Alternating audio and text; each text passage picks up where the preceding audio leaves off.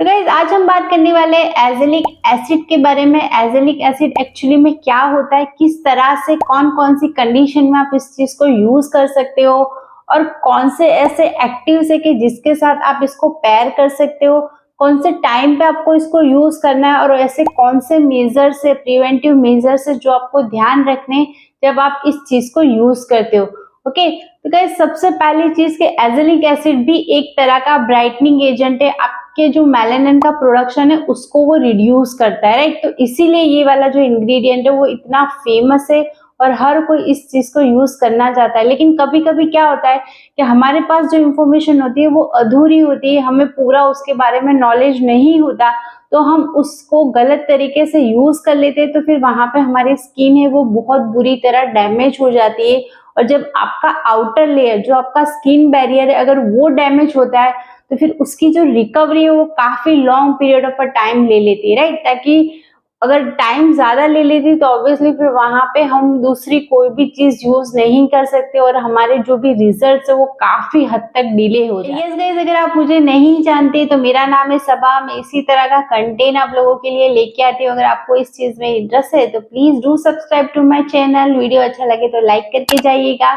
और जो भी आपकी कमेंट्स है वो भी जरूर कीजिए और बेल आइकन भी प्रेस कर लीजिए ताकि आने वाले वीडियोस की नोटिफिकेशन। एजेलिक एसिड एक्चुअली में होता क्या है, तो ऑब्वियसली जो व्हीट है, ग्रेन्स है, राइट, राई है, उसमें से ये चीज फाउंड की जाती है और ये बिल्कुल नेचुरल होता है, इसीलिए इसकी इफेक्टिवनेस काफी अच्छी है और इसको कोई भी यूज कर सकता है एट द एज ऑफ 18 कि अगर आप 18 से अबव हो तो इसको आप आराम से। ट्रीटमेंट की बात करते हैं तो ट्रीटमेंट में सबसे पहली जो चीज है जिसमें एजेलिक एसिड यूज होता है तो वो है एक्ने। तो ऑब्वियसली अगर आपके फेस पे छोटे छोटे टाइनी एक्ने आ गए, माइल्ड टू मॉडरेट फॉर्म में है, बहुत ओवर नहीं है, अप टू सर्टेन लेवल है, तो वहां पे आप इस चीज को यूज कर सकते हो क्योंकि इसके अंदर ऐसी प्रॉपर्टीज है कि जो उसके जो बैक्टीरियाज होते हैं उसको वो किल करता है। इवन आपकी स्किन के अंदर किसी भी तरह का ब्लॉकेज है, मीन्स आपके जो पोर्स है अगर वो क्लॉक है तो उसको क्लियर करेगा, आपके ऑयल का सिक्रेशन को कंट्रोल करेगा और आपके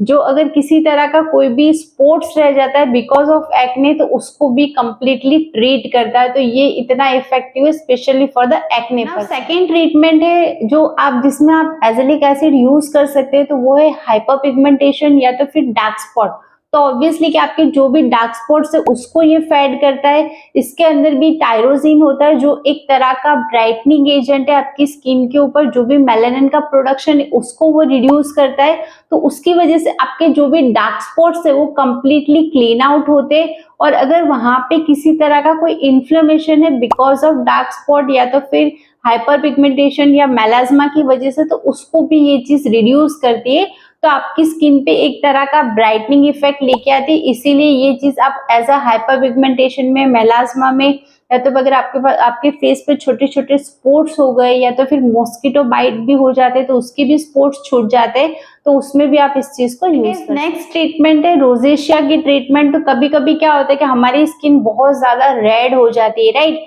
चाहे वो फिर धूप की वजह से हो या तो फिर हमने कोई ओवर एक्टिव्स लगा लिए तो वहां पे हमारी स्किन अगर कंप्लीटली रेड हो जाती है या इरिटेशन होता है तो वहां पे भी आप एजेलिक एसिड को यूज कर सकते हैं। उससे उसके अंदर कुछ ऐसी प्रॉपर्टी है जो इन्फ्लेमेशन को रिड्यूस करती है और आपका जो रेडनेस है उसको वो कंप्लीटली क्योर करता है। तो इसीलिए ये रोजेशिया में भी काफी अच्छे से वर्क करता है, आप इस चीज को वहां पे भी यूज कर सकते हैं। जो अगर एजिंग साइन आपकी दिख रही है बिकॉज ऑफ सन एक्सपोजर के, अगर सपोज आपकी स्किन में काफी सारा सन डैमेज है और हमारी जो स्किन है वो कंप्लीटली एजिंग की तरफ जा रही है तो उस टाइम पे भी आप इस चीज को यूज कर सकते हैं क्योंकि इसके अंदर जो टायरोसिन होता है वो एक तरह का एंटीऑक्सीडेंट होता है और एंटीऑक्सीडेंट होने की वजह से आपको बहुत अच्छे से सन एक्सपोजर के जो भी डैमेज है उससे ये प्रोटेक्ट करता है। तो इसीलिए आपको जो एजिंग साइन आने वाली है तो वो इससे डिले हो जाती है और बिकॉज ऑफ सन जो डैमेज होता है, जो फ्री रेडिकल का डैमेज होता है तो उसको भी ये क्योर कर। एंड लास्ट थिंग गाइस कि एक्सफोलिएशन के लिए भी आप इस चीज को यूज कर सकते हो एज अ माइल्ड एक्सफोलिएटर है। ये एक तरह का कि आपकी स्किन के ऊपर अगर ब्लैक हेड्स है, व्हाइट हेड्स है या तो फिर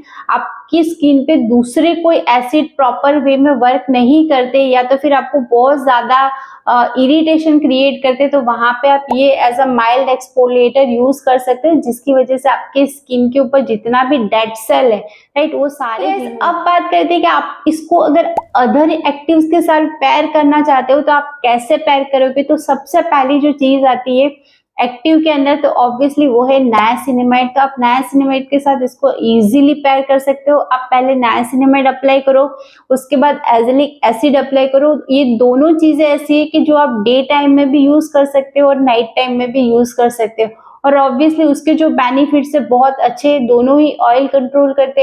हमारी फेस पे जो ग्रीसीनेस आ जाती है उसको वो रिमूव करते, इवन जो आपकी स्किन पे जो भी ब्लेमिशेस है या तो फिर किसी तरह का डार्क स्पॉट्स है वो दोनों ही उस चीज में। आप इस चीज को हाइलोरेनिक एसिड के साथ भी यूज कर सकते हो आराम से, क्योंकि हाइलोरेनिक एसिड जो है आपकी स्किन को हाइड्रेट करेगा और ये आपके जो भी डार्क स्पॉट्स है, एक्ने के स्पॉट्स है या दूसरी जो भी चीजें मैंने आपको आगे बताई उसमें ये आपको हेल्प करेगा। तो आप उसके साथ भी इसको पेयर कर सकते हो। एंड गाइस, अगर आपको रेटिनॉल के साथ एजेलिक एसिड को पेयर करना है तो वैसे तो आप साथ में कर सकते हो, बट मेरा सजेशन आपको यही रहेगा कि आप नाइट टाइम में रेटिनॉल यूज कीजिए और डे टाइम में एजेलिक एसिड यूज कीजिए। तो वहां पे आपको दोनों चीज के बेनिफिट एक ही दिन में मिलेंगे, लेकिन अलग अलग टाइम पे यूज कीजिए ताकि किसी भी तरह का आपको इरिटेशन क्रिएट ना हो। एएचए के साथ यूज करना है या तो फिर बीएचए के साथ यूज करना है, फॉर एग्जाम्पल ग्लाइकोलिक एसिड है या फिर लैक्टिक एसिड है या सैलिसिलिक एसिड है, इन चीजों के साथ अगर आपको इस चीज को यूज करना है तो उनको आप नाइट टाइम में यूज कीजिए और इसको डे टाइम में यूज कीजिए ताकि किसी भी तरह का कोई भी इरिटेशन आपको क्रिएट ना हो। नेक्स्ट थिंग गाइस, अगर आपको विटामिन सी के साथ एजेलिक एसिड यूज करना है तो पहले आप विटामिन सी का जो सीरम है उसको अप्लाई कीजिए, कुछ मिनट्स की वहां पे वेट कीजिए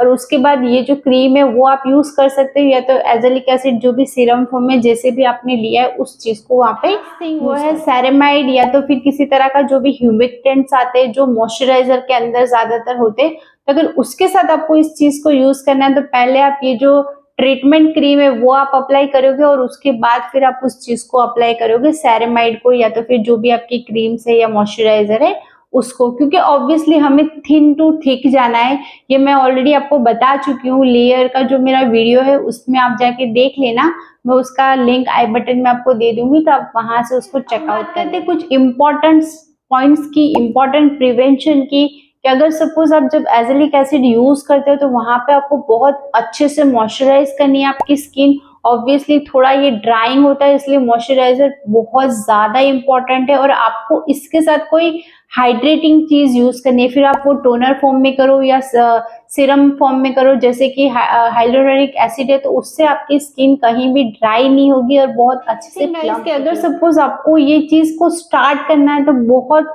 स्लोली स्टार्ट कीजिए। एक वीक के अंदर पहले 2 टाइम यूज कीजिए, फिर नेक्स्ट वीक में 3 टाइम यूज कीजिए और उसके बाद 4 टाइम 5 टाइम, इस तरह से करके आप यूज कीजिए, क्योंकि ये जो चीज है आपके रूटीन में एक बार सेट हो गई तो आप इसको दोनों टाइम भी यूज कर सकते हो और डे टाइम में भी इसको यूज कर सकते हो, वहां पे आपको कोई भी प्रॉब्लम नहीं होती। लेकिन आपकी जो स्किन है उसके साथ आपको इसको हैबिचुएट करवाना पड़ता है। इंग्रेडिएंट यूज करते हो जैसे एजेलिक एसिड, तो वहां पे फिर आप नॉन फॉर्मिंग क्लींजर लीजिए जो आपकी स्किन को बहुत ज्यादा ड्राइंग ना करे, जिसमें सैलिसिलिक एसिड अगर होगा तो ऑब्वियसली वो फॉर्मिंग क्लींजर होगा, तो इस तरह की चीजें आपको यूज नहीं करनी है। एक माइल्ड क्लींजर से ही आपको अपना फेस वॉश करना है, उसके बाद इस चीज को अप्लाई करना है। टाइम में इसको यूज करते हो या डे टाइम में इसको यूज करते हो तो इसके ऊपर आपको सनस्क्रीन मस्ट अप्लाई करना है, अदरवाइज आपकी स्किन को बेनिफिट होने की जगह पे नुकसान हो जाएगा, राइट। तो आपको सनस्क्रीन हमेशा यूज करनी है। And lastly one thing that is you have to patch test. जब भी आप इसको स्टार्ट करते हो